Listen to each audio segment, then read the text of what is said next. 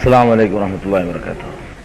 கண்ணியத்திற்குரிய எல்லாம் வல்ல அல்லாஹ் ஜல்ல ஷானஹு தஆலாவின் நல்லடியார்களே, இன்றைய தினம் ஏகத்துவத்திலிருந்து மக்களை திசை திருப்புவதற்காக அவர்கள் எடுத்து போடுகிற இன்னொரு அஸ்திரம், இன்னொரு ஆதாரம் ஷஃபாஅத் என்பது.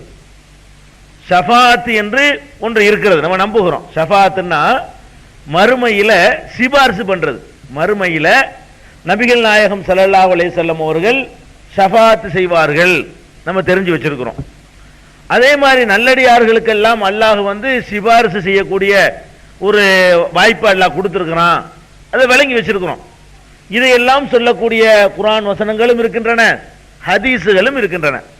அப்ப ஷஃபாஅத்தை பற்றி வரக்கூடியதையெல்லாம் எடுத்து வைத்துக் கொண்டு அதுல ஒரு பகுதியை மட்டும் முழுசா எடுத்துக்கிறது இல்லை. ஷஃபாஅத் பற்றி வரக்கூடிய ஆதாரங்கள்ல ஒரு சில ஆதாரங்களை மட்டும் அப்படி எடுத்து வைத்துக் கொண்டு, இங்க பாருங்க ரசூல் ஸல்லல்லாஹு அலைஹி வஸல்லம் சிபாரிசு செய்வாங்கன்னு வருது, இங்க பாருங்க நல்லடியார்கள் எல்லாம் சிபாரிசு செய்வாங்கன்னு வருது. அப்ப ஏன் நம்ம அந்த பெரியார்கள்ட்ட போய் நம்ம சிபாரிசு கேட்க கூடாது? சிபாரிசு செய்வாங்கன்னு இருக்குல்ல, அவங்கள்ட்ட போய் சிபாரிசு கேட்க போறோம். மார்க்கத்தில் உள்ளதானே நாங்க கேட்கிறோம். பெரியார்கள் எல்லாம் சிபாரிசு செய்வாங்களா இல்லையா? நல்லடியார்கள் அல்லாஹ்ட்ட சிபாரிசு பண்ண போறாங்களா இல்லையா? பண்ணுவாங்க என்பதற்கு ஆதாரம் இருக்குதா இல்லையா அப்படின்னு கேட்டு, ஏன்னா ரசூல் ஸல்லல்லாஹு அலைஹி வஸல்லம் ஷஃபாஅத் செய்வாங்க என்பது நம்ம எல்லாரும் வழங்கி வச்சிருக்கிறோம். அதே மாதிரி நல்லடியார்களுக்கெல்லாம் அந்த வாய்ப்பு இருக்குதுங்கிறத ஒரு பெரும்பாலான மக்கள் விளங்கி வைத்திருக்கிறார்கள். அப்ப இதை வைத்துக்கொண்டு மறுமையில சிபாரிசு செய்வார்கள் ஒண்ணு இருக்கும் பொழுது நாங்க போய் அந்த சிபாரிசை கேட்டா என்ன தப்பு? அதான் அவங்களுடைய அடுத்த முக்கியமான ஆதாரம். இதை நீங்க விளங்கி கொள்ளணும். மறுமையில சிபாரிசு பண்ணுவாங்க அப்படிங்கிறது உண்மை, அதுல சந்தேகமே இல்லை. அது எப்படிங்கிறத நம்ம விரிவா பார்ப்போம். மறுமையில சிபாரிசுனா என்ன, யார் யார் சிபாரிசு செய்வா, சிபாரிசுடைய அந்த நிலைமை என்ன, அல்லாஹ் சிபாரிசு கொடுக்கிற மரியாதை என்ன, அதுகளை எல்லாம் பார்ப்போம். அதுக்கு முன்னாடி ஒருவர் மறுமையில் சிபாரிசு செய்வார்னு சொன்னா அவர் உசுரோட வாழும் பொழுது நீங்க எங்களுக்கு மறுமையில சிபாரிசுங்கன்னு கேட்க முடியுமா? நம்ம கேட்கிறோம் என்னன்னு கேட்டா, மறுமையில செய்வார்கள் என்பது அல்லாஹ் யாருக்கு சான்ஸ் கொடுக்கறானோ பண்ணுவாங்க, அது ஒரு விஷயம். இப்ப ஒருத்தர்ட்ட போய் நீங்க சிபாரிசு பண்ணிட்டு கேட்கறதுக்கு மார்க்கத்தில் அனுமதி இருக்கா? இந்த உலகத்துல போய் கேட்கலாம், 100 ரூபாய் தாங்கன்னு கேட்கலாம். ஒரு ஆளை பார்த்து நீங்க மறுமையில நமக்காக சிபாரிசு பண்ணுங்க, மறுமையில என்ன கெதியாவும் நான் பண்ணுவேனா பண்ண மாட்டேனா, எனக்கு அந்த வாய்ப்பு தருவானா தரமாட்டானா, நான் மகானா மகான் இல்லையா சொல்ல முடியாத. அப்ப நான் சிபாரிசு அவங்க செய்வாங்க என்று வரக்கூடிய ஆதாரத்திற்கும் இவர்கள் போய் அங்க போய் சிபாரிசுக்காக கெஞ்சுவதற்கும் எந்த சம்பந்தமும் இல்லை. முதல் வழங்கிக்கணும். சிபாரிசு செய்வாங்களா, செய்யலாம், செய்யாம போகலாம். யார் யாருக்கு அந்த வாய்ப்பை கொடுத்திருக்கான்னு பின்னாடி பார்க்க போறோம். முதல்ல நம்ம கவனிக்க வேண்டிய விஷயம் என்னன்னு கேட்டா, அவர்கள் எல்லாம் சிபாரிசு செய்வாங்க, அதனால நீங்க போய் அவங்களுடைய சிபாரிசை தேடிக்கிறீங்க ரசூலுல்லாஹ் சொன்னாங்களா? சிபாரிசு செய்வாங்கன்னு சொன்ன ரசூல் ஸல்லல்லாஹு அலைஹி வஸல்லம் அவர்கள் நீங்க ஒவ்வொருத்தரையா சந்திச்சு சிபாரிசை தேடுங்கன்னு சொல்லல. அல்லது யார் யார் சிபாரிசு செய்வாங்கன்னு ஒரு லிஸ்ட் போட்டு கொடுத்தாங்களா ரசூல் ஸல்லல்லாஹு அலைஹி வஸல்லம்? மொத்த உம்மத்துல இந்த நாரெல்லாம் சிபாரிசு செய்யக்கூடிய ஆளுங்க இவங்க எல்லாம் கொஞ்சம் கவனத்தில் வச்சுக்கிறீங்க அப்படின்னு சொன்னாங்களா? யாரு செய்வா, எப்ப செய்வாங்க, அவங்களுக்கு பர்மிஷன் கிடைக்குமா கிடைக்காதா, அவர் உனக்கு செய்வாரா செய்ய மாட்டாரா, இந்த விவரங்கள் எல்லாம் நமக்கு தெரியாத நிலையில நம்ம என்ன பண்றோம்? சிபாரிசு பற்றி வந்திருக்கக்கூடிய ஆதாரங்களை எல்லாம் தப்பு தவற விளங்கிட்டு பெரியார்கள் எல்லாம் மறுமையில சிபாரிசு பண்ணுவாங்க, அதுக்கு தான் நாங்க போய் கேட்கிறோம் அப்படிங்கிறோம். அப்ப சிபாரிசை பத்தி நம்ம ஆய்வு பண்ணுவோம். திருமறை குர்ஆன்ல சில வசனங்களை எடுத்து நம்ம பார்த்தோம்னு சொன்னா சிபாரிசு ஒண்ணு அறவே கிடையாதுங்கிற மாதிரி கருத்துல இருக்கும். ஒரு சில அப்படின்னு சொல்லிட்டு இருக்குதாங்க, சிபாரிசுங்கிறது கிடையவே கிடையாதுங்க குர்ஆன்ல இருக்குதுல அப்படின்னு பார்த்தோம்னு அப்படி தெரியும். சில வசனங்களை எடுத்து பார்த்தீங்கன்னா மறுமையில சிபாரிசுக்கு எந்த வேலையும் கிடையவே கிடையாது என்ற கருத்துப்பட அமைந்த குர்ஆன் வசனங்களும் குர்ஆன்ல இருக்கின்றன. உதாரணத்துக்கு எடுத்துக்கிறோமே, பக்கராவுல 48வது வசனம், ஒத்தகு யௌமன், ஒரு நாளை நீங்கள் பயந்து கொள்ளுங்கள், லா தஜ்ஸி நஃப்ஸுன் அன் நஃப்ஸின் ஷையா, எந்த ஆத்மாவும் இன்னொரு ஆத்மாவுக்கு எந்த ஒரு பயனும் தர முடியாது, அப்படி ஒரு நாள் இருக்குது, பயந்து கொள்ளுங்கள். வலா யுக்பலு மின்ஹா ஷஃபாஅத்துன், எந்த ஆத்மாவிடம் இருந்தும் எந்த பரிந்துரையும் ஏற்றுக்கொள்ளப்படாது, எந்த ஆத்மாவில இருந்தும் எந்த ஷஃபாஅத்தும் ஏற்றுக்கொள்ளப்படாது. வலா யூஹது மின்ஹா அதுலுன், எந்த ஆத்மாவிடம் இருந்தும் எந்த ஒரு ஈட்டு தொகையும் பெற்றுக்கொள்ளப்பட மாட்டாது. 1 லட்சம் ரூபாய் கொடுத்து விட்டுறேன், சொத்தையெல்லாம் எழுதி தந்துரு சவுதி அரேபியா கடத்தி விட்டுறேன் அப்படின்னு செஞ்சார்ல முஷர்ரப், அந்த மாதிரிலாம் அங்க செய்ய முடியாது. சொல்லுங்கதா ஒலா யூகது மின்ஹா அதுலுன், எந்த ஒரு ஈட்டு தொகையும் பெற்றுக்கொள்ளப்பட மாட்டாது. ஒலாகும் என்சரூன், அவர்கள் எந்த ஒரு உதவியும் செய்யப்பட மாட்டார்கள் அப்படின்னு இந்த குர்ஆன் வசனத்துல அல்லாஹ் ஒரு நாளை பயப்பட சொல்றான். அந்த நாள் எப்படிப்பட்ட நாளுங்கிறான்? ஷஃபாஅத் ஏற்றுக்கொள்ளப்படாத நாளுங்கிறான். ஷஃபாஅத்ங்கிறது ஏற்றுக்கொள்ளப்படாத நாள் என்று சொல்லும் பொழுது இந்த ஆயத்தை மட்டும் ஒருத்தன் வச்சு பார்த்தான்னு சொன்னா சிபாரிசு இல்லைங்கிற முடிவுக்கு வருவான். சரி, இன்னும் பாருங்க, அதே பக்ராவுல 123வது வசனத்தில் அல்லாஹ் சொல்றான், இதே வாசகம் தான். ஒத்தகு யௌமன் லா தஜ்ஸீ நஃப்ஸுன் அன் நஃப்ஸின் ஷையா வலா யுக்பலு மின்ஹா அதுலுன் வலா தன்ஃபுஹா ஷஃபாஅத்துன். அங்க ஷஃபாஅத் ஏற்றுக்கொள்ளப்படாதுன்னு சொன்னா இங்க என்ன சொல்றான்னு கேட்டா வலா தன்ஃபுஹா ஷஃபாஅத்துன், எந்த பரிந்துரையும் பயன் தராது. எந்த பரிந்துரையும் எந்த சிபாரிசும் பயன் தராத ஒரு நாள் இருக்குது, அதை பயந்து கொள்ளுங்கள். சிபாரிசு ஏற்றுக்கொள்ளப்படாதுன்னு ஒரு வசனம், சிபாரிசு பயனளிக்காது அப்படின்னு ஒரு வசனம். இன்னொரு இடத்துல அல்லாஹ் சொல்லி காட்டுறான், யா அய்யுஹல்லதீன ஆமனு, மூமின்களை பார்த்து அவ்வளவு சொல்றான், மூமின்களே அன்ஃபிகு மிம்மா ரஸக்னாக்கும், உங்களுக்கு நாம் அளித்தவற்றிலிருந்து நீங்கள் செலவு செய்யுங்கள். மின் கப்லி அன் யஅத்திய யௌமுன், ஒரு நாள் வருவதற்கு முன்னால், ஒரு நாளை நீங்கள் சந்திப்பதற்கு முன்னால் செலவழித்து விடுங்கள். அது எப்படிப்பட்ட நாளே? லா பைஉன் ஃபீஹி வலா குல்லத்துன் வலா ஷஃபாஅத்துன், அந்த நாளில் எந்த ஒரு உறுதிமொழியும் காம்பரமைஸும் செய்து கொள்ளப்பட மாட்டாது, எந்த ஒரு நட்புக்கு அங்க வேலை கிடையாது, எந்த ஒரு ஷஃபாஅத்துக்கு அங்க வேலை கிடையாது. அப்படி ஒரு நாள் வரப்போகுது, அந்த நாளுக்கு நீங்கள் பயந்து கொள்ளுங்கள் அப்படின்னு சொல்லி அல்லாஹ் தன்னுடைய திருமறையில பக்ராவுல தான் இதுவும் 254வது வசனம் இதுல அல்லாஹ் சொல்லி காட்டுறான். இதை பார்த்தோம்னு சொன்னா சிபாரிசு இல்ல அப்படின்னு இருக்குது. அப்ப இந்த வசனங்களை பார்க்கும் பொழுது நமக்கு என்ன விளங்குது?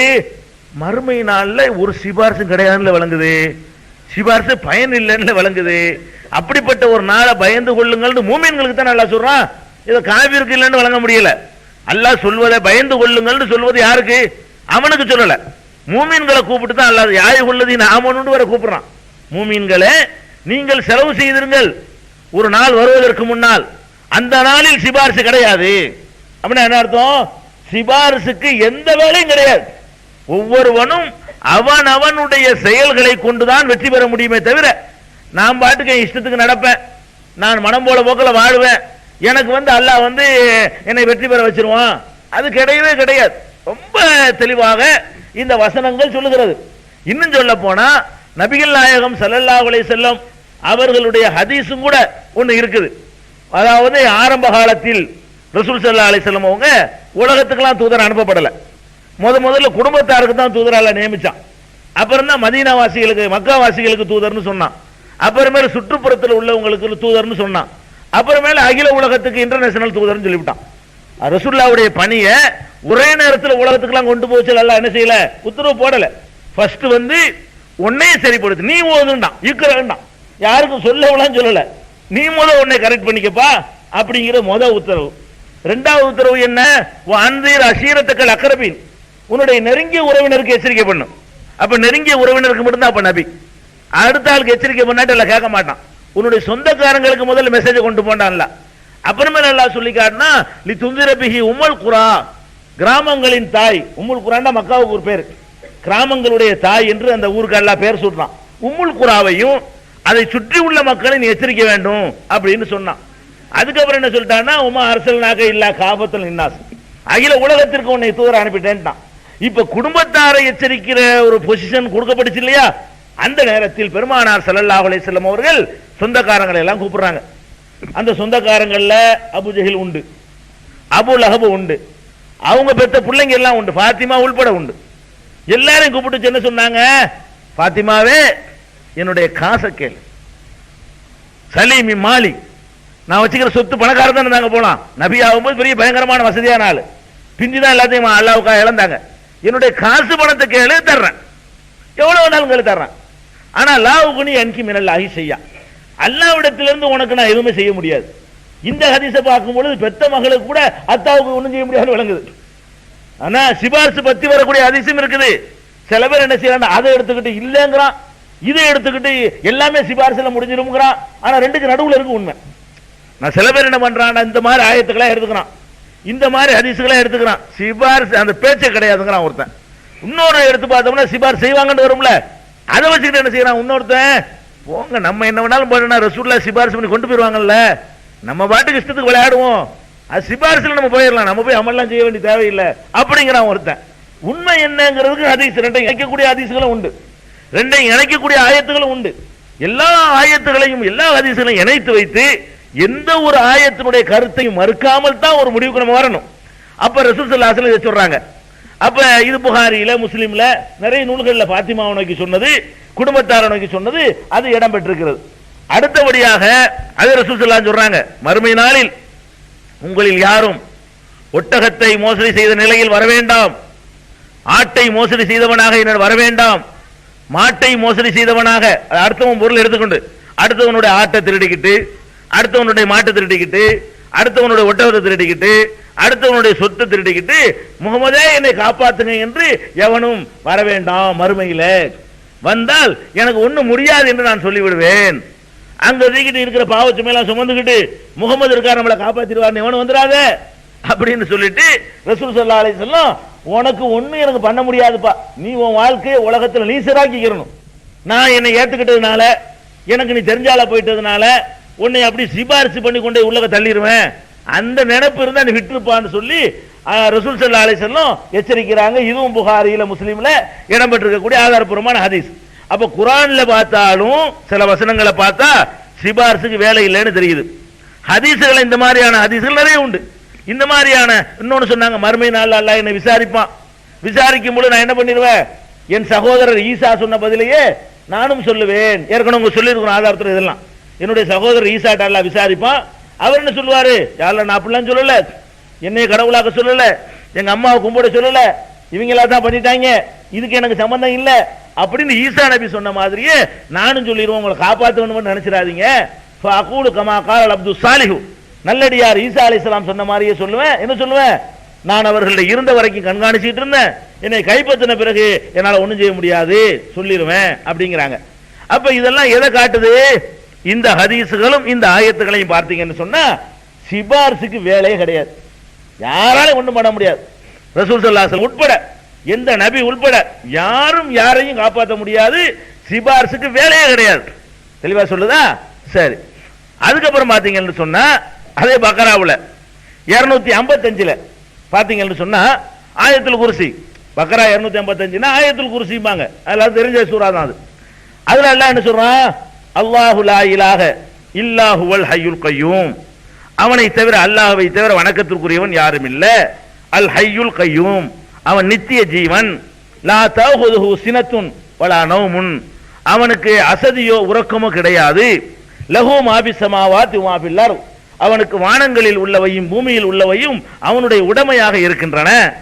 மன் தல்லதி யஸ்பஉ இந்தஹு, அவனிடத்திலே யார் பரிந்து பேச முடியும், இல்லா பி இத்னிஹி, அவனுடைய அனுமதி இல்லாமல் எவனுக்கு பரிந்து பேச முடியும். குர்ஆன் கேக்குது.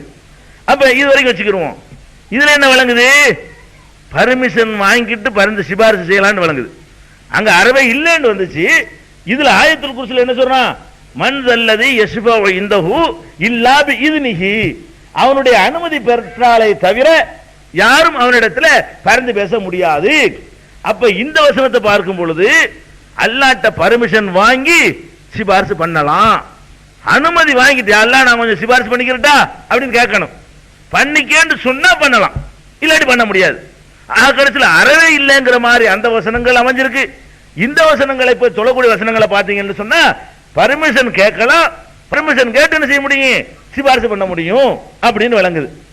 அதே மாதிரி யூனுஸ் என்ற அத்தியாயத்தில் 3வது வசனம், அதுல எல்லாம் என்ன சொல்லி காட்டுறான்னு கேட்டா, இன்ன ரப்பக்குமுல்லாஹு அல்லதி ஹலகஸ் ஸமாவாத்தி வல் அர்த், உங்கள் இறைவன் இருக்கிறானே அவன் தான் அல்லாஹ், வானங்களையும் பூமியையும் அவன் படைத்திருக்கிறான், ஃபீ சித்தத்தி ஐயாம், 6 நாட்களிலே வானங்களையும் பூமியையும் அவன் படைத்திருக்கிறான், சும்மஸ்தவா அலல் அர்ஷ், பிறகு அர்ஷின் மீது அவன் அமைந்திருக்கிறான், யுதப்பிருல் அம்ர, எல்லா காரியங்களையும் அங்கிருந்து நிர்வகித்துக் கொண்டிருக்கிறான் அப்படின்னு சொல்லிவிட்டு, மாமின் ஷஃபீஇன் இல்லா மின் பாதி இத்னிஹி, எந்த ஒரு பரிந்துரைப்பாளராக இருந்தாலும் அவன் அனுமதிக்காமல் பண்ணவே முடியாது, அவன் அனுமதித்தால் தான் சிபாரிசு பண்ண முடியும். சிபாரிசு உண்டுங்கிறாங்க, அங்க இல்லைன்னு சொல்லிவிட்டு இந்த வசனங்கள்ல குர்ஆன் என்ன சொல்லுது? சிபாரிசு உண்டு, ஆனா என்கிட்ட பர்மிஷன் கேட்கணும், பர்மிஷன் கேட்டு சிபாரிசு பண்ணலாம் அப்படின்றாச்சு. அதே மாதிரி தாகாங்கிற சூறாவுல 109வது வசனத்துல அல்லாஹ் சொல்றான், யௌமையிதின் அந்த நாளையிலே லா தன்பவு ஷஃபாத்து பரிந்துரைகள் பயன் தராது, இல்லாமன் அதினலகுர் ரஹ்மான் ரஹ்மான் யாருக்கு அனுமதி கொடுத்திருக்கிறானோ அவருக்கே தவிர பரிந்துரைகள் பயன் தராது. இருக்குன்னு ரஹ்மான் அறவே இல்லைன்னா பரிந்துரை நான் பர்மிஷன் கொடுத்தால் பயன் தர முடியாது சொல்லணும். அப்ப என்ன இருக்குது? கரெக்டா தெரியுது. அப்ப லா தன்பவு ஷஃபாத்து ஷஃபாத்து பயன் தராது, இல்லாமன் அதினலகுர் ரஹ்மான் ரஹ்மான் யாருக்கு அனுமதி கொடுத்தானோ அவரை தவிர யாருக்கும் கிடையாதுங்கிறான் தாகாவுல 109வது வசனத்துல. அதே மாதிரி சூரத்து சபாவுல 23வது வசனத்துல அல்லாஹ் சொல்லி காட்டுறான், வலா தன்பவு ஷஃபாத்து இந்தஹு அவனிடத்துல எந்த சிபாரிசும் எடுபடாது, பயன் தராது, இல்லா லிமன் அதினலஹு யாருக்கு அல்லாஹ் அனுமதி கொடுத்திருக்கிறானோ அவருக்கு தவிர, அனுமதி கொடுத்தவரை தவிர வேறு எவருக்கும் ஷஃபாத் என்ன செய்யாது, பயன் தராது அப்படின்னு சொல்றான் அல்லாஹ். இது சபால 23. சூரத்து நஜ்மு 26வது வசனத்தை எடுத்தீங்கன்னா, கம்மின் மலக்கின் பிஸ்ஸமாவாத்தி வானங்களிலே உள்ள எத்தனையோ வானவர்கள் லா துகுனி ஷஃபாத்துஹும் செய்யா அவர்களுடைய சிபாரிசு கூட எந்த பயனையும் தராது, இல்லா மின் பாதி அய்யதன அல்லாஹு அல்லாஹ் அனுமதி கொடுத்த பிறகே தவிர, லிமன் யஷாஉ வயர்லா யார் விஷயத்தில் அல்லாஹ் பொருந்திக் கொள்கிறான் அவருக்காக அல்லாஹ் அனுமதி கொடுத்த பிறகே தவிர எந்த சிபாரிசும் எடுபடவே படாது அப்படின்னு சொல்லி நஜ்மு 26ல அல்லாஹ் சொல்லி காட்டுறான். அறவே இல்லேன்னு ஒன்னு சொல்லியாச்சு. ரெண்டாவது வசனம் என்ன? இப்ப ரெண்டு இணைச்சோம்னா ஒரு குழப்பம் இல்லாம வருது. அதாவது ஷஃபாத்து இல்லைன்னா தன்னிச்சையாக ஒவ்வொருத்தன் செய்கிற ஷஃபாத்து கிடையாது, தன்னிச்சையாக செய்கிற ஷஃபா. அந்த ஆயத்துக்கு என்ன விளக்கம்னு கேட்டா, ஷஃபாத்து இல்லேன்னு வரக்கூடிய வசனத்துக்குலாம் என்ன விளக்கம்? அவர் தன்னிச்சையா யாரும் பண்ணிட இயலாது, பர்மிஷன் கொடுத்தா தான் பண்ண இயலும்.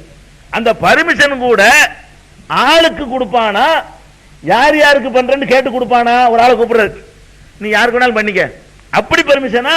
அப்படி கிடையாதான். எப்படி பர்மிஷனா? அந்த இவர் பண்ண போறேன், சரி பண்ணிக்க, அவருக்கு அது பண்ணாத அப்படி.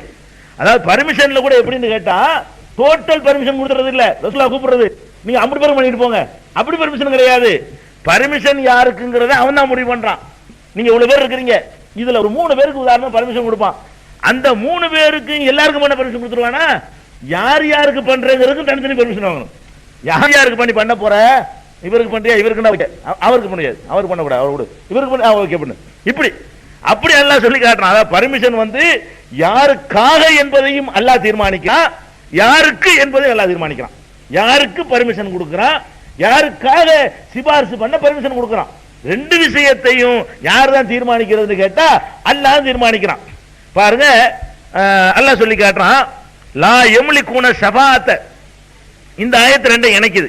மரியம்ல 87வது வசனத்துல அல்லாஹ் சொல்லி காட்டுறான், லா யம்லிகுன ஷஃபாஅத்த இவர்கள் பரிந்துரை செய்வதற்கு உரிமையாளர்களாக இல்லை.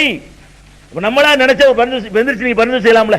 இப்ப நான் ஏத்துக்கிறேன் போறாங்க, நான் ஒரு முக்கியமான ஒரு பிரமுகரா தலைவரா இருக்கிறேன், ஒரு நிர்வாகியா இருக்கிறேன், முதலமைச்சரா இருக்கிறேன்னு வைங்களேன், நீங்க எந்திரிச்சு கேட்கலாம், நான் ஏத்துக்கிறேன் போகலாம் இல்லையா? அந்த மாதிரியாக யார் வேணாலும் பண்ணிட முடியுமா? பண்ண முடியாது, கேட்கவே முடியாது. கேட்கறதுக்கு ஒரு பர்மிஷன் அல்லாஹ்ட்ட கேட்கணும், யாரெல்லாம் நான் பண்ணிக்கலாமா அப்படின்னு கேட்கணும். அப்ப லா யம்லிகுன ஷஃபாஅத்த ஷஃபாஅத் செய்வதற்கு யாரும் உரிமையாளர்களாக இருக்கவில்லை. இல்லாமன் இத்தகத ஐந்தர் ரஹ்மானி அஹதா ரஹ்மான் இடத்துல எவன் உடன்படிக்கை செய்து கொண்டானோ அவனை தவிர. ரஹ்மான் அப்ப ஒரு உடன்படிக்கை செய்யணும், அல்லாஹ் நான் செய்யட்டுமா, பேசட்டுமா, கொஞ்சம் டைம் கொடுக்குறியா, இன்னாருக்கு பேச போறேன், இன்ன விஷயமா பேச போறேன் அப்படின்னு சொல்லி அதுக்கு பிறகுதான் பரிந்துரை செய்ய முடியும். இப்ப யாருக்காக தீர்மானிக்கணும். அம்பியாவுல 28 அல்லாஹ் சொல்லி காட்டுறான், வலா யஷ்பவுன அவர்கள் நல்லடியார்கள், மலக்குமார்கள், நபிமார்கள் சிபாரிசு பண்ண மாட்டார்கள். இல்லா லிமன் இருத்தலா அல்லாஹ் யாரை பொருந்தி கொண்டானோ அவருக்காகவே தவிர. அப்ப யாருக்கு சிபாரிசு பண்றதுங்கிறதையும் அவன் தீர்மானிக்கிறான். இவங்க சிபாரிசு பண்றதா இருந்தா யாருக்கு வேணாலும் பண்ணிடுவாங்களா? பண்ண முடியாது. இல்லா லிமன் இருத்தலா அல்லாஹ் யாரை பொருந்தி கொண்டானோ அவருக்காகவே தவிர வேறு எவருக்கும் இவர்கள் சிபாரிசு பண்ண முடியாது. அப்ப ஒருவருக்கு சிபாரிசு செய்வதா இருந்தா அவரை நான் பொருந்தி கொண்டு நான் பார்ப்பேன், அப்புறம் தான் சிபாரிசுன்னு சொல்லுவேன் அப்படின்ற அல்லாஹ். அதுக்கப்புறமேலு ஜுஹுருஃப்ல அல்லாஹ் சொல்லி காட்டுறான், வலா யம்லிகுல்லதீன யதுன மின் தூனிஹி ஷஃபாஅத்த இல்லா மன் ஷஹித பில் ஹக், எவன் சத்தியத்தை கொண்டு மொழிந்தானோ, சத்தியம்னா ஏகத்துவம், ஏகத்துவத்துக்கு இவன் சாட்சி பகர்ந்தானோ அவனை தவிர வேறு யாருக்கும் அல்லாஹ் சிபாரிசு பண்ணக்கூடிய அந்த அனுமதி வழங்க மாட்டான் என்ற கருத்தை ஜுஹுருஃப் 86 அல்லாஹ் சொல்லி காட்டுறான். அப்ப இந்த வசனங்களை எல்லாம் நம்ம சேர்த்து பார்க்கக்கூடிய நேரத்தில் என்ன விளங்குது? சிபாரிசு இல்லைங்கிறான் சில வசனத்துல, சில வசனங்கள்ல பர்மிஷன் வாங்கிக்கிட்டு சிபாரிசு பண்ணலாங்கிறான். அந்த பர்மிஷன் ஒரு பொதுப்படையான பர்மிஷன் அப்படி கிடையாது. யார் யாருக்கு இப்போ ஒரே ஆளுக்கு அனுமதி கொடுத்துட்டு இவருக்கு பண்ணலாம் இவருக்கு பண்ணக்கூடாதுவான் அப்படிங்கிறது இந்த குர்ஆனுடைய வசனங்கள்ல இருந்து கிடைக்குது.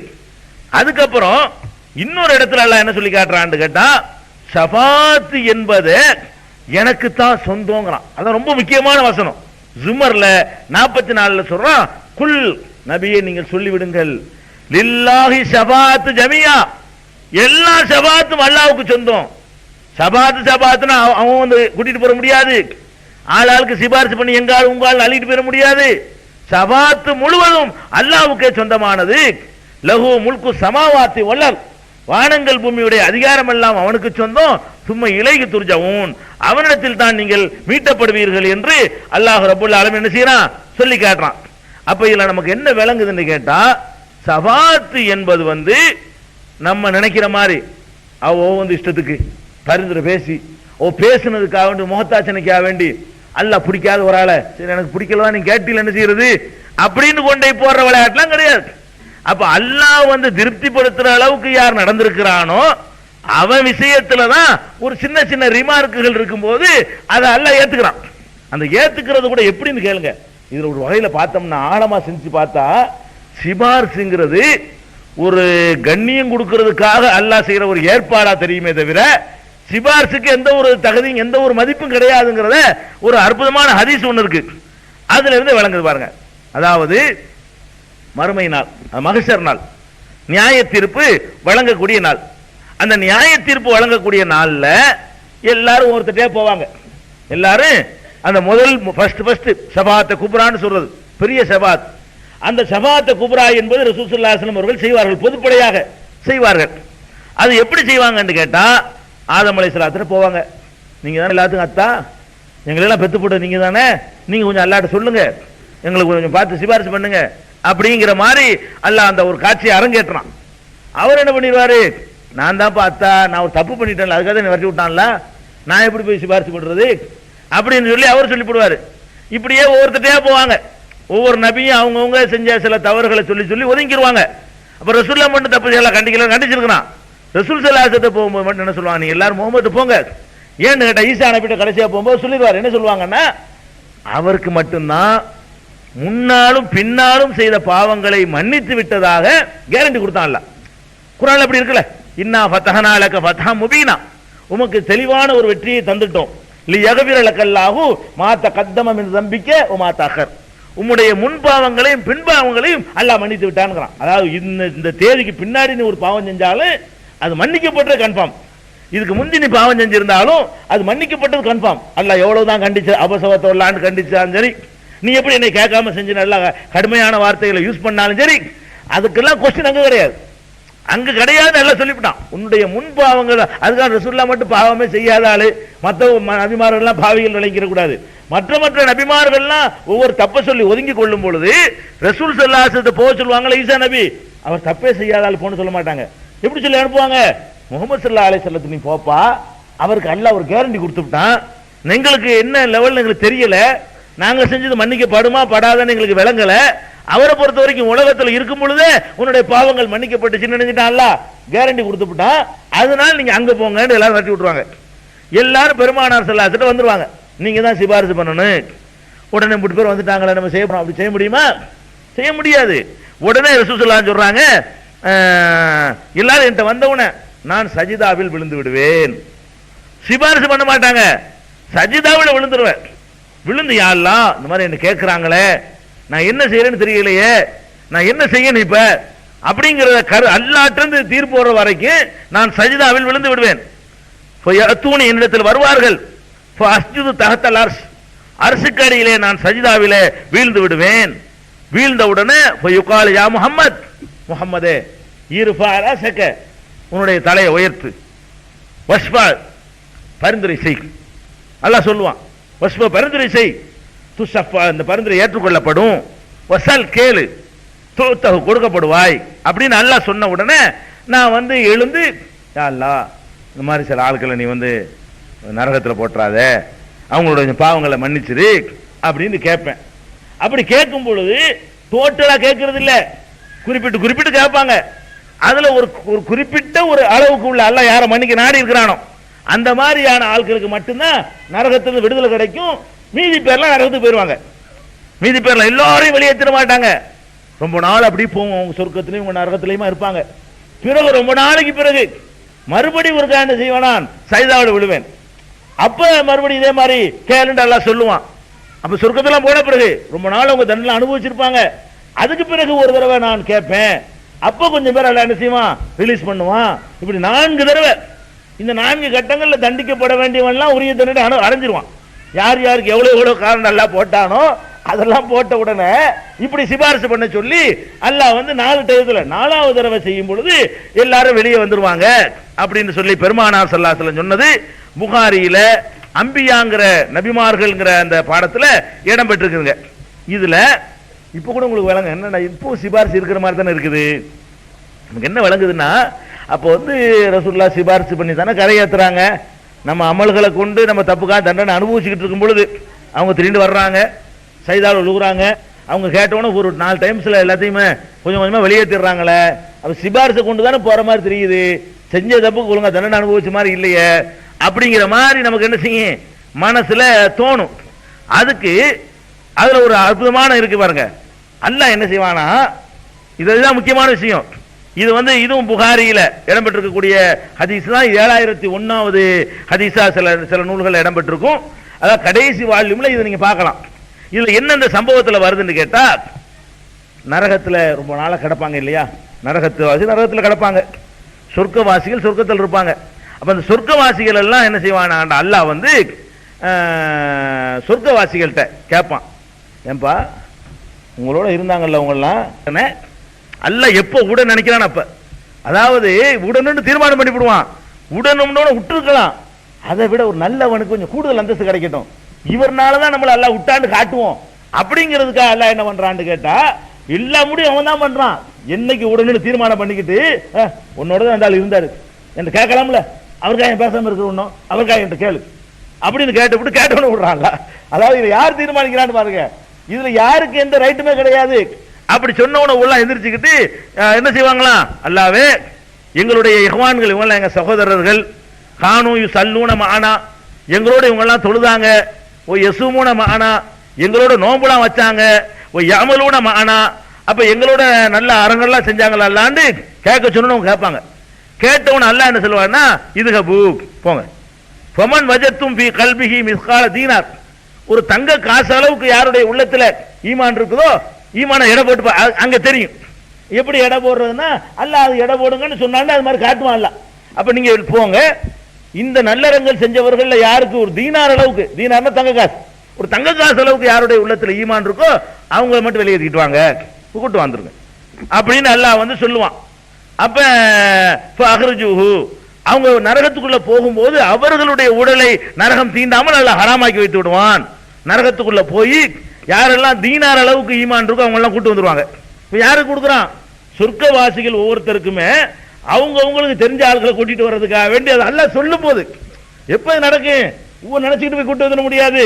அது எத்தனையோ வருட யுகங்களுக்கு தண்டனை அனுபவிச்ச பிறகு திடீர்னு என்ன செய்வான், அல்லாஹ் உடனும் நினைக்கும் போது உங்களோட தான் இருந்தாங்க கூட்டு கேளுப்பா, ஏன் கேட்காம இருக்கிற அப்படின்னு அல்லாஹ் சொல்லுவானே, அதுக்காக தான் கேட்பாங்களாம்.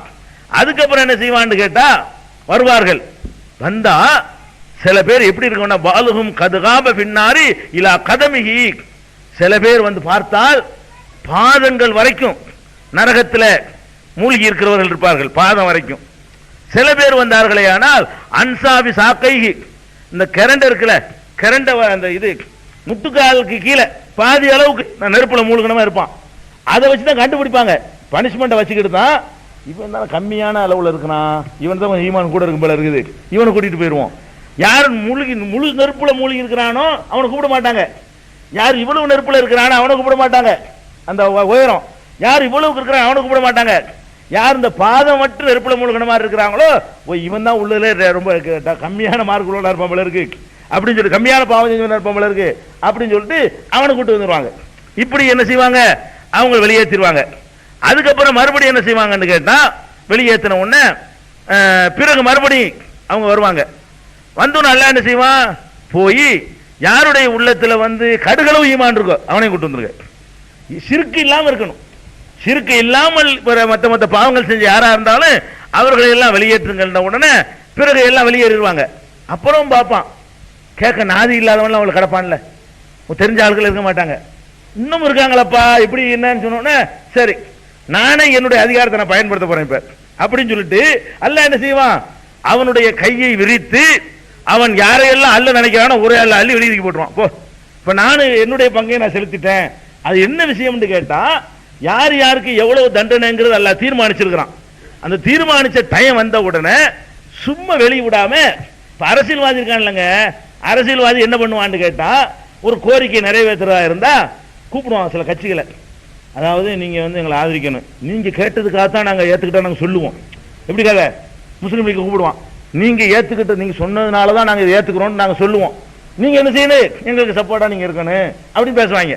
அந்த மாதிரி என்ன செய்யறான் அல்லாஹ் என்ன செய்யறான்னு கேட்டா, இவனுக்கு ஒரு அந்தஸ்து கொடுக்க நினைக்கிறான். அரசியல் நடத்தல அந்தஸ்து கொடுக்க நினைக்கிறான். இந்தப்பா நான் முடிவு பண்ண போறேன், வெளியே விட போறேன், இருந்தாலும் நீ கேட்டுத்தான் அவன் விட்டேன் இருந்தா தான் உனக்கும் அவனுக்கு வித்தியாசம் இருக்கும்.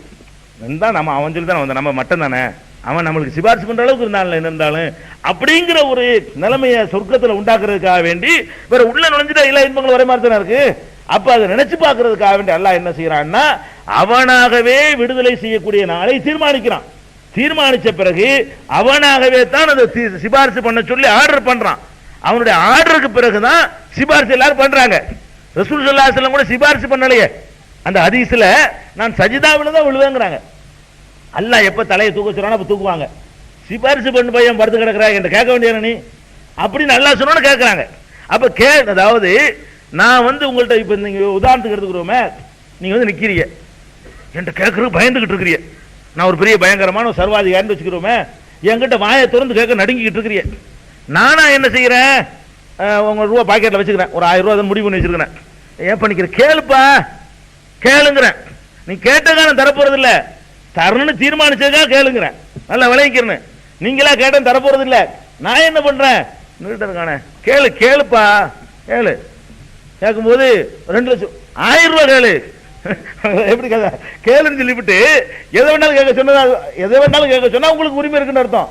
கேட்க சொல்லி எந்திரிச்சிட்டு இந்த 1000 ரூபாய் மேல கூடாது, 1000 ரூபாய் கேட்கணும். அப்ப கேட்காம கொடுத்துடலாம்ல. நான் என்ன அது மாதிரி தான் எல்லாம் செய்யறான். கேளுன்னு சொல்லிட்டு என்ன வேணாலும் கேளு, ஒரு 2 லட்சம் ரூபாய் கேளு, அதெல்லாம் கேட்க கூடாது, 200 ரூபாய் கேளு. எந்திரிச்சு என்கிட்ட 200 ரூபாய் கேளு நான் தரேன் உனக்கு. இதுக்கு என்ன சிபாரிசு, இது என்ன சிபாரிசுங்கிறேன். இதை நம்பிக்கிட்டு நீங்க இந்த உலகத்துல என்ன வேணாலும் பண்ண முடியுமா? அப்ப அவன் தீர்மானிக்கிறான். அந்த சிபாரிசு ஒரு கௌரவத்துக்கு கொடுக்கிறது, இந்த சிபாரிசு ஒரு ஃபார்மாலிட்டி கொடுக்கிற ஒரு கண்ணியம், எல்லா அதிகாரம் அதில் இல்லாஹி ஷஃபாத்துங்கிறான். ஷஃபாத்து ஜமியன் முழுக்க முழுக்க என்னுடைய தனி அதிகாரம், நான் தான் சிபாரிசு பண்றதுக்கு முழு அதிகாரியை தவிர எந்த நபியும் அதனால சொல்ல முடியாது. பிள்ளைங்க உங்களுக்கு பாத்திமாவை முடியாதுன்னு சொன்னாங்களே, நானா பண்ண இயலாதுமா, உனக்கு பண்ணுன்னு அல்ல சொன்னதான் எனக்கு பண்ண இயலும். அல்ல என்னை எழுப்பி விட்டு உன் மகளுக்கு நீ சிபாரிசு பண்ணாதன்ட்டு எனக்கு ஒண்ணு பண்ண இயலாது. அல்ல எழுப்பி உன் மகளுக்கு பண்ணுப்பா அப்படின்னு சொன்னாதான் எனக்கு பண்ண முடியும். அதனால ரசூல் அப்படி சொன்னாங்க.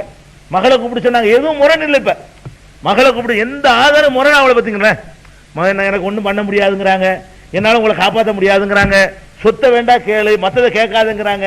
அப்ப இதெல்லாம் வச்சு பார்க்கக்கூடிய நேரத்தில் நமக்கு என்ன விளங்குது, யாருக்கும் சிபாரிசுங்கிற எந்த ஒரு அதிகாரமும் கிடையவே கிடையாது, எந்த ஒரு அதிகாரமும் கிடையவே கிடையாது. ஆனா சில அறிகுறிகள் இருக்கு.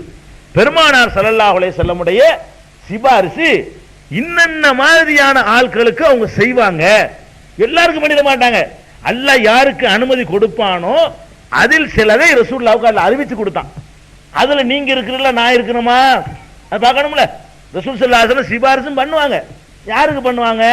ஒரு சில நிகழ்ச்சிகளை ரசூல் ஸல்லல்லாஹு அலைஹி வஸல்லம் சுட்டி காட்டுறாங்க.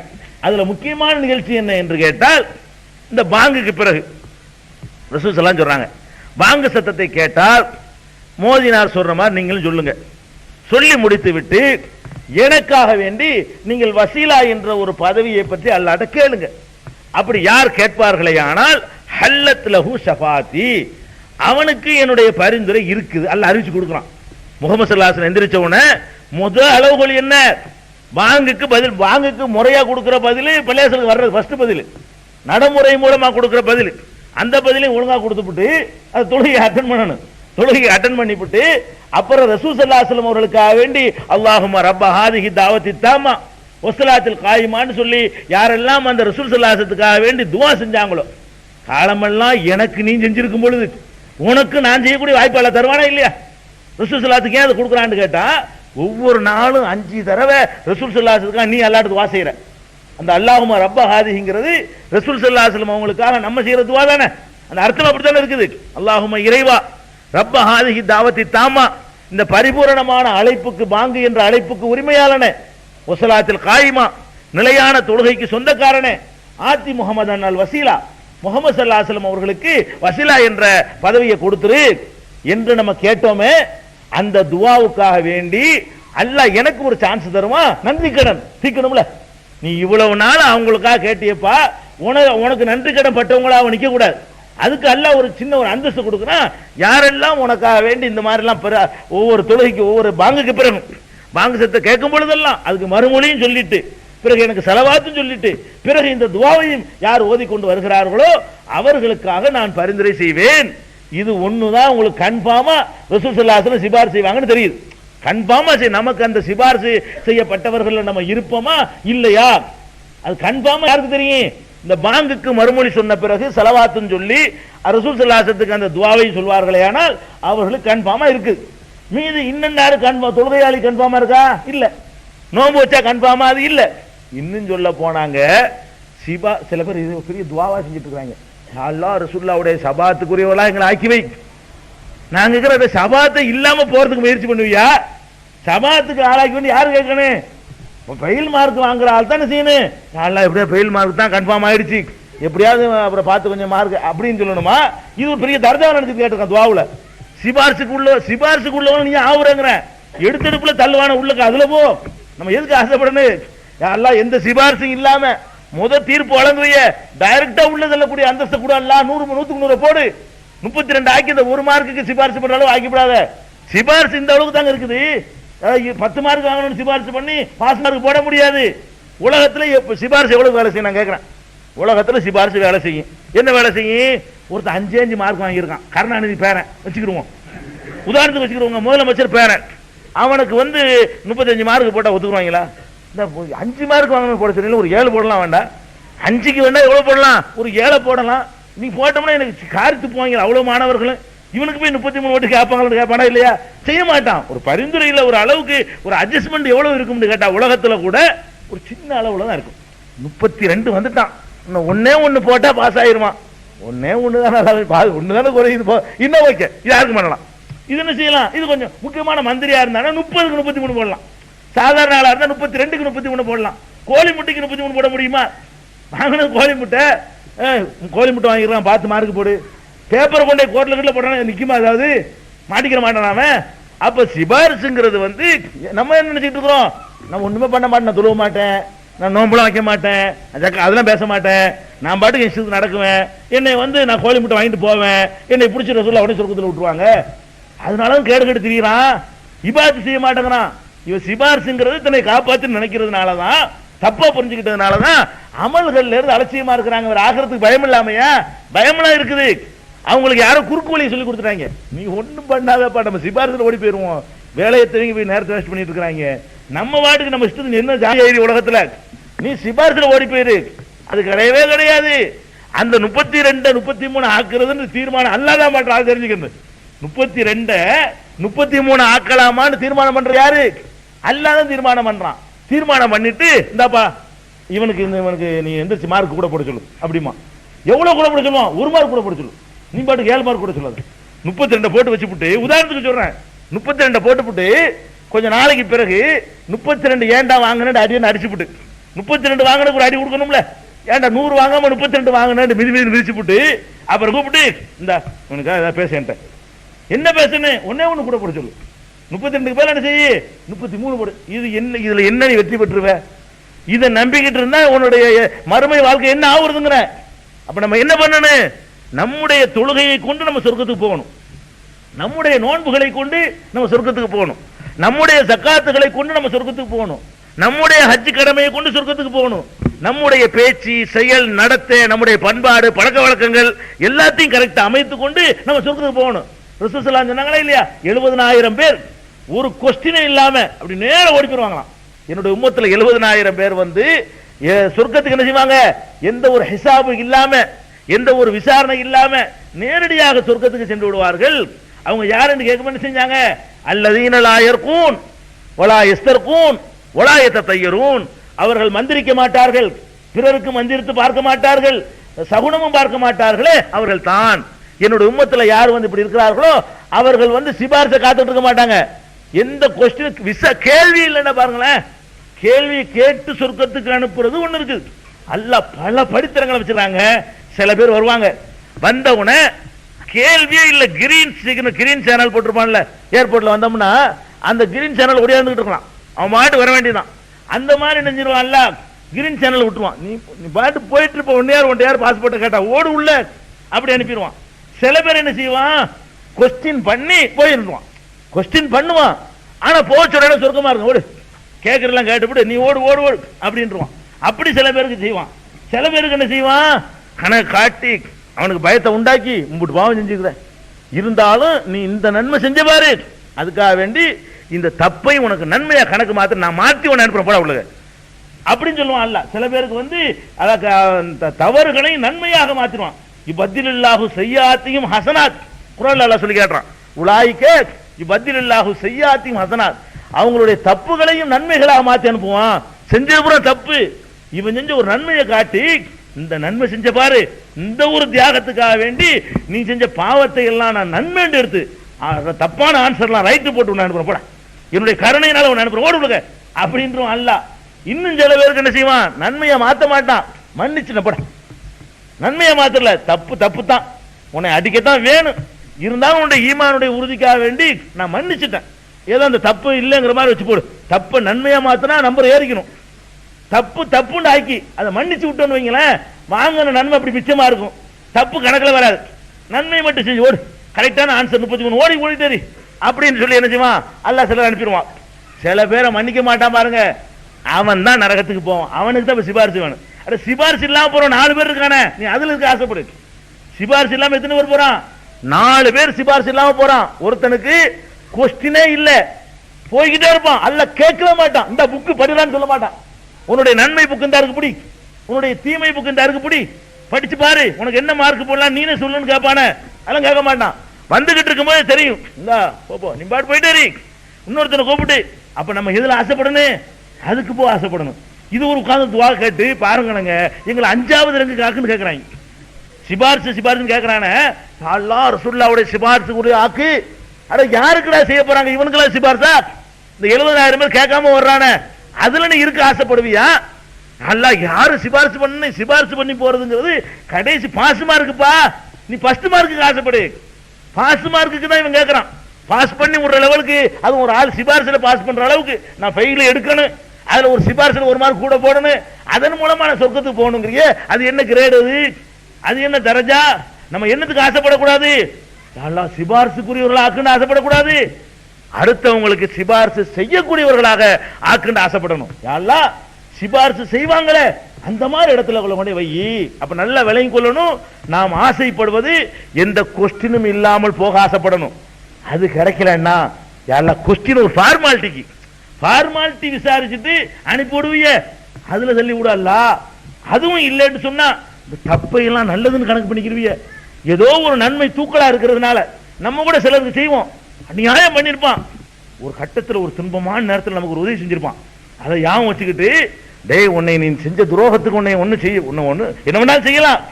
அன்னைக்கு ஒரு நெருக்கடியான கட்டத்தில் எல்லாம் ஓடி போகும்போது நீ மட்டும் கடையை காத்துக்கிட்டு இருந்த பாரு, அந்த நேரத்தில் செஞ்ச உதவிக்காக வேண்டி இதை நான் உனக்கு கணக்கில் போடா அப்படிங்கிறோம்ல, அந்த மாதிரி என்ன செய்வான், சில தப்புகளை சில நன்மைகளை கருத்துல கொண்டு தப்புக்கு நன்மைன்னு பண்ணி ஓடு உள்ளேன்றுவான். இன்னும் சில பேருக்கு பாவத்தை அவனாக மன்னிச்சு அனுப்பி விட்டுருவான். இந்த நாளுக்கு அப்புறம் போவாங்க நரகத்துக்கு. அதுலதான் முதல்ல 33 32 காரனுக்கு சிபாரிசு நடக்கும்.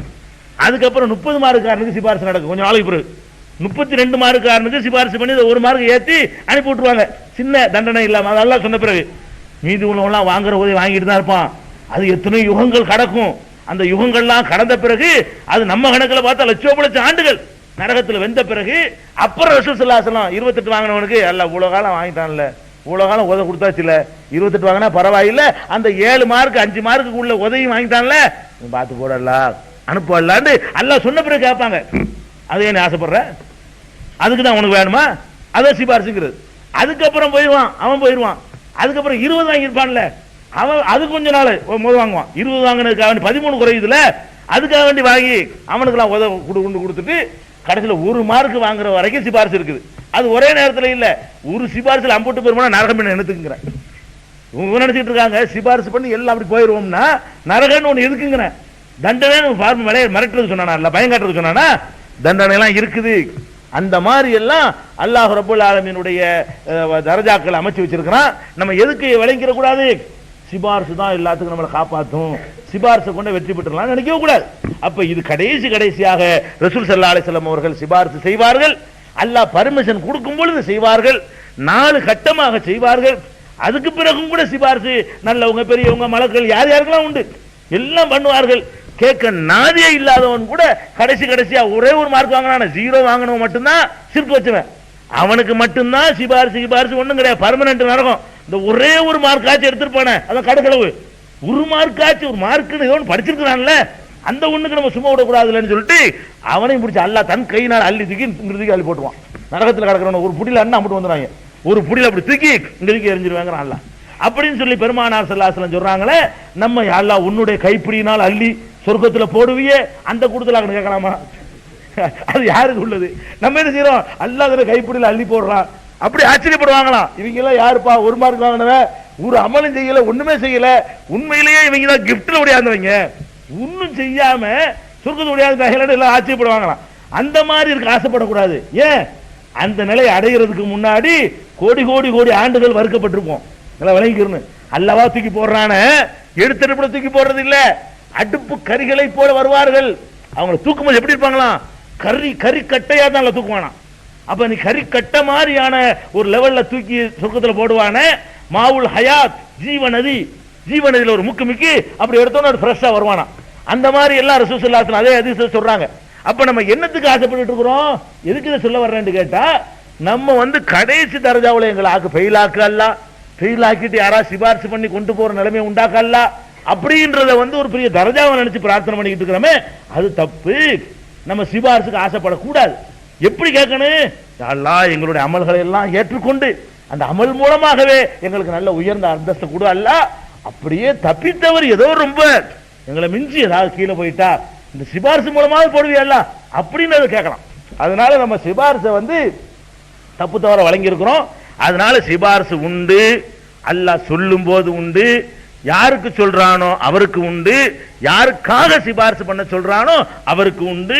இது ரசூல் ஸல்லல்லாஹு அலைஹி வஸல்லம் அவர்கள் எடுத்தெடுப்புல பண்ணி எல்லாரும் பண்ணிட மாட்டாங்க. பல கட்டங்கள்ல 4 கட்டங்களாக சிபாரிசு பண்ணி அது எல்லாரையும் வெளியேற்றுவாங்க. அதுக்கு பிறகு மிச்சம் உள்ளவங்க கிடப்பாங்க. அவங்களுக்கு நீங்க நாங்கள்லாம் சொர்க்கத்தில் உட்கார்ந்து சிபாரிசு பண்ணணும், நமக்காக அவன் பண்ற மாதிரி ஆக்கிடக்கூடாது. நம்ம என்ன செய்யணும், இந்த அறுப்பு கரியா இருப்பான அவனுக்கு சிபாரிசு பண்ணக்கூடியவர்கள் ஆகணும்னு சொல்லி ஆசைப்படணும். இப்ப சொல்லுங்க, இந்த சிபாரிசுக்கு தர்காவுக்கு சம்பந்தம் இருக்கா? நீ போய் அவர் போய் கேட்கறிய, ரசூலுல்லாஹ்வே அவ்வளோ கேட்க முடியாது. பெரிய பெரிய நபிமார்களை நூகு வரட்டி விட்டுருவாருங்குது. ஆதம் அலைஹிஸ்ஸலாம் போகும்போது நம்மள்ட்ட வராத பாக்குறாங்க. இவன் என்ன நினைக்கிறான், அவுலியா நமக்கா பண்ணி நம்ம வாட்டுக்கு என்ன வேணாலும் பண்ணுவோம், உண்டியில் ஒரு 11 ரூபா போட்டுருவோம். அவர் அப்படி புட்டு சீர்த்து ஒரு சேத்திர மாட்டாரா? அவருக்கே எத்தனை பேர் சிபாரிசு பண்ண வேண்டியிருக்கும் அல்லாதான் அறிவான். அவங்களா அதான் விஷயம். அதனால அந்த மாதிரியான ஒரு நம்பிக்கையில நம்ம விடுபடணும். இந்த ஏகத்துவத்துக்கு எதிரான சிந்தனை உள்ளவர்கள் வேறு என்னென்ன சான்றுகளை எல்லாம்